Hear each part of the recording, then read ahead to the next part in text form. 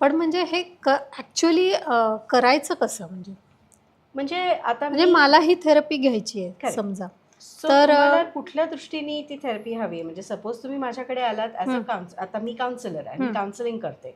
तर काउन्सिलिंगमध्ये normal counselling कसं असतं की असं आपण बसलो असू may be across a chair आणि तुम्हाला मी बोलायला लावीन आणि त्या माझे मी बोलण्यातनं प्रॉब्लेम्स सांगणार. आतनं हां बोलायला, पण कुठल्याही नवीन माणसाशी बोलायला एकदम मन ओपन होत नाही. बरोबर आहे अगदीच. आतल्या आणि गाठी लगेच नाही उलगडत. का सांगावं ना आपण की का ज्या सांगावं? ठीक, एक वेळ माणूस ठरवून येईल की आता मला काउन्सिलिंगला जायचंय तर मला ह्या गोष्टी बोलायला लागतील.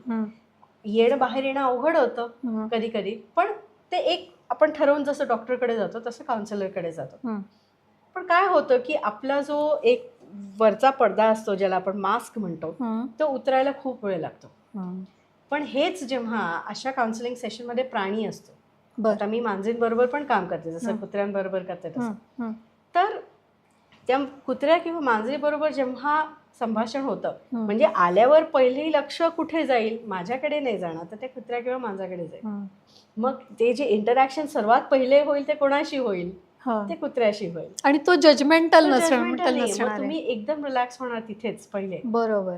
आणि मग त्या खेळातनं त्याच्याबरोबर जे तुम्ही तुमचं मन रमेल तेव्हा तिकडे जे तुम्हाला रिलॅक्स फील होईल तिथून पुढे एक एक एक एक प्रश्न मी विचारत मग तुम्हाला अजून बोलायला तेवढं इझी पडेल.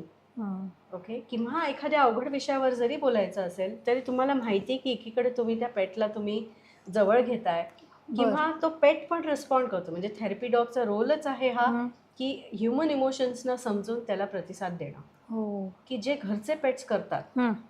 तर त्यांना सवय लागलेली असते. त्यांना तर घरातले लोक माहिती असतात, पण थेरपी डॉग्सना ही इतर लोकांबरोबर पण करतात.